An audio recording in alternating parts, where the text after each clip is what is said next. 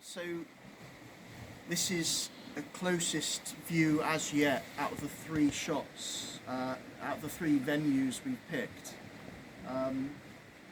I've been using the stand to do pan shots across and zoom ins and zoom outs. I've also tried tilt to go from lower to higher and tilting from higher to lower.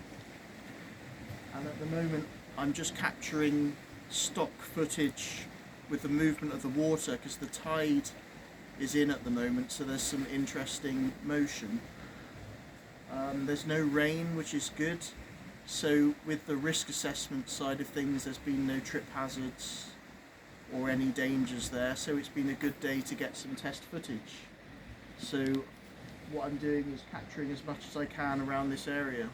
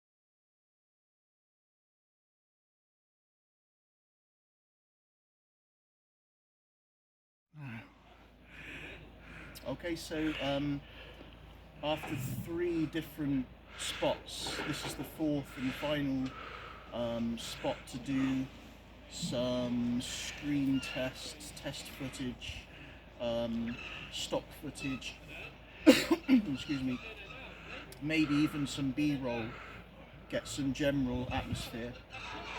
So this DSLR from Nikon has been quite decent to get some long shots for 10 minutes plus.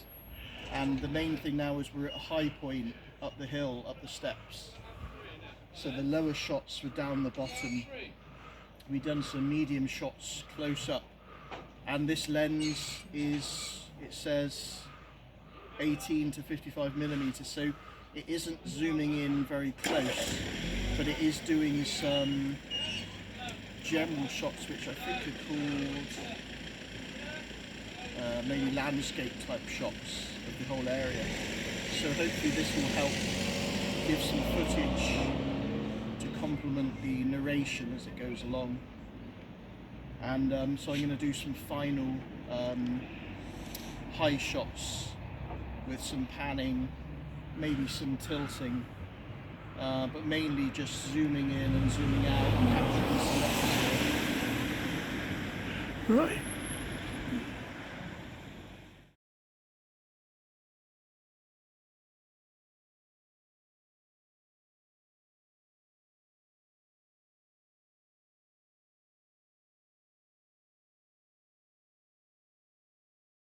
This is the Birnbeck Pier character for the documentary over there, and then this is currently recording the seafront, which is the DSLR camera, and I've weighted the stand down.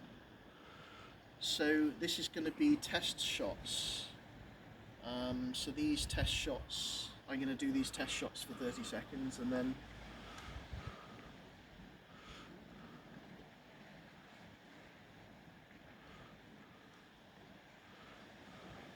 I'm going for the pan to start off with.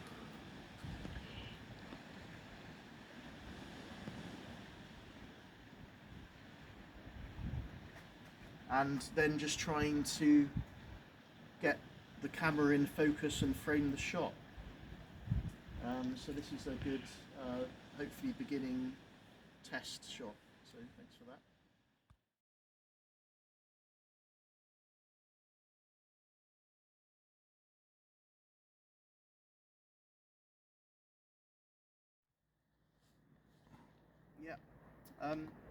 So this is at the moment, the close-up shots of the pier, the closer angle. I'm going to go handheld initially, and then I'm going to go onto the stand, doing the pan shot. And initially, I'm going to try and do some zoom-ins and zoom-outs with the DSLR. This is a Nikon D3100. So I'm going to do some handheld shots and then move on to the stand.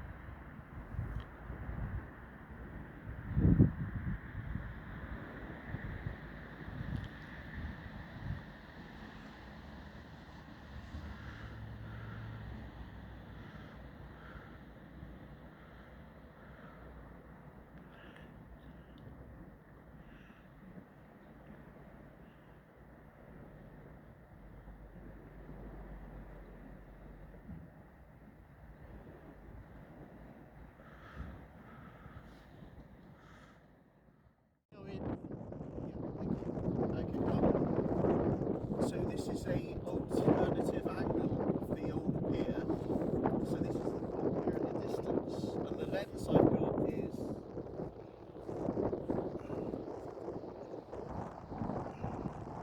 it's 18 to 55mm lens. So it zooms in quite a wide angle, and I'm just doing a lot of zooming in, zooming out, lots of pans.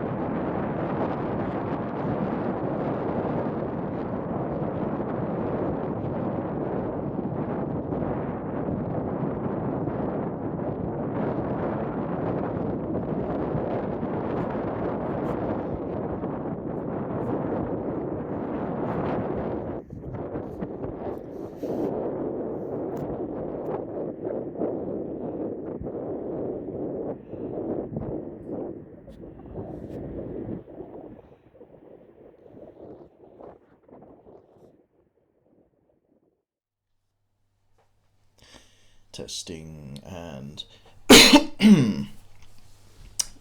testing 1, 2. Birnbeck Pier, take 1. The story of Birnbeck Pier. Birnbeck Pier opened in 1867. Was built during what is now considered the golden age of British seaside pleasure pier building, from 1860 to 1904. Birnbeck Pier is unique in that the main buildings are all on an island with a pier bridge connecting them to the mainland.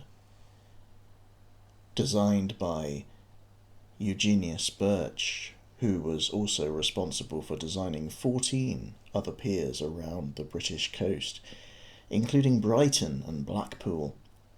Work commenced in 1864, while Weston's own noted architect, Laurence Price, designed the ornate Gothic-style toll house and piermaster's house at its entrance on the mainland.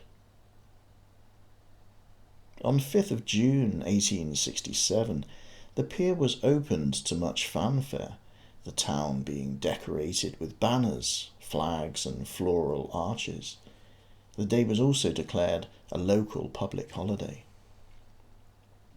1,200 schoolchildren went on the pier free of charge, and the son of the lord of the manor, 12-year-old Master Cecil Pigott, mounted on a cream-coloured pony, officially opened the pier before a procession of various assembled dignitaries. There was one near disaster when some marching riflemen in the procession reached the centre of the bridge, and it began shaking violently. The speedy order to break step and stop marching averted any further disaster. At the end of the day, a banquet was held in the town hall, and the day ended with a fireworks display.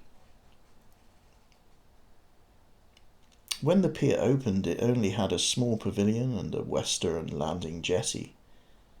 In 1872, the jetty was removed and replaced by a wooden jetty on the more sheltered northern side of the island, which remains the position of the existing North Jetty today. In 1884, refreshment rooms were constructed, together with large reading rooms and the completion of the pavilion. In 1882, the first lifeboat was installed on the island, and in 1902 the large lifeboat house we know today was erected on the south side, and for many years it held the record of having the longest RNLI lifeboat slipway in the country.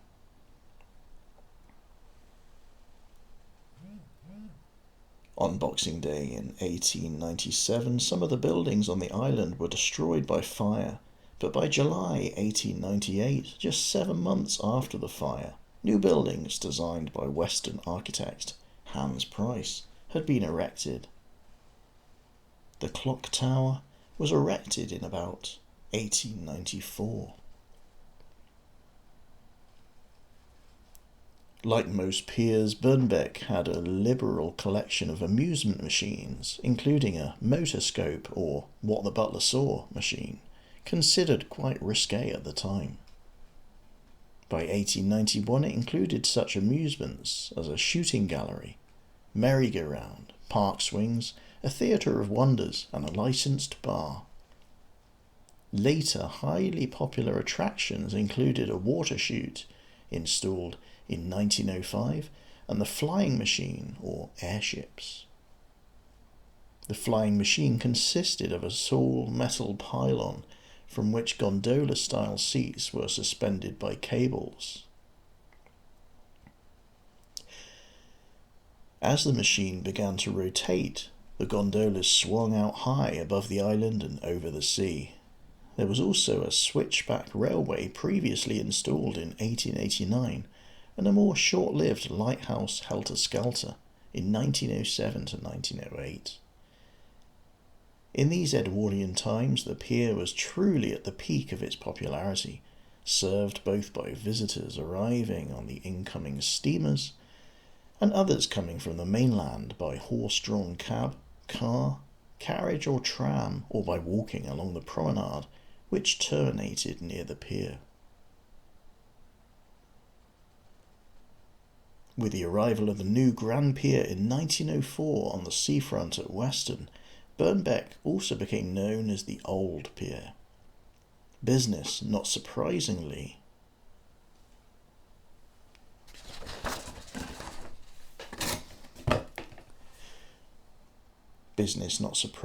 became reduced during the First World War of 1914 to 1918, but Birnbeck regained much of its former popularity in the 20s.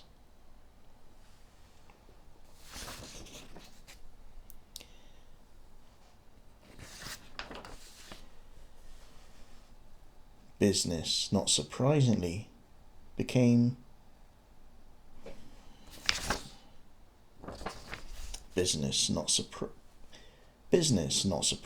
became reduced during the First World War of 1914 to 1918, but Birnbeck regained much of its former popularity in the 20s, although it had lost the flying machine, which had been sold off in 1915. The 1889 switchback was removed in 1924, and the water chute followed in 1931. A newly constructed concrete north terrace appeared in 1920, still in situ but so badly deteriorated today it is currently due for demolition and removal. Some new amusements were added during the 30s, but with the arrival of the Second World War in 1939, the pier was requisitioned by the Department of Miscellaneous Weapons Development and became HMS Birnbeck. At this time, all the remaining amusements were removed from the pier. The heyday of Birnbeck was finally over. Birnbeck had previously survived fire and storm and always come back stronger and more successful than before, but the changing commercial conditions of the post-war era led to its steady decline. After 112 years, declining steamer traffic and the accompanying reduction in visitors to the pier resulted in the ending of all ferry services on 19th of October 1979. The competing Grand Pier had also become the holidaymakers' choice of venue. The pier was finally closed to the public on safety grounds in 1994. There have been various changes of ownership of Birnbeck Pier over the last 50 years, and many grandiose schemes for its improvement and renovation have all, to date, come to nothing. It is currently in a very sad state of dereliction and disrepair. All is not, however, lost, and this Grade 2 listed building may again reflect much of its former glory. In July 2023, North Somerset Council bought the Old Pier for £400,000, funded by the RNLI, who want to bring the 1902 lifeboat house back into full use as a lifeboat station. And in October 2024, a substantial £10 million lottery grant was awarded to help save Birnbeck Pier, and work has already started on its restoration. Local people have also played a very important part in the campaign to save the pier, including those in the Birnbeck Regeneration Trust and Friends of the Old Pier Society. Indeed, the future now looks bright. Indeed, the future now looks bright for the famous Old Pier. Long live Birnbeck.